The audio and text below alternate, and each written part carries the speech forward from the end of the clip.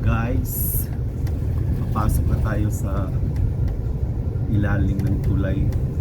Dagat po yung dadaanan natin papuntang Hong Kong. Ay, Macau pala. Hong Kong tuloy. Pasok na. Grabe yung tulay nila. Parang barko, no? Parang ito, barko. ito na yung tunnel. Nasa ilalim ng dagat kami dadaan. Undersea. O, ayan o, undersea tunnel. Undersea tunnel. Going to Macau. Paglabas nito Papuntang Macau. Ganda, no? Wow. Kala mo, hindi tunnel. Parang nasa Ten Commandment. Kaso di mo makikita yung dagat. Puro ano. Yung ilalim ng dagat. Puro pader.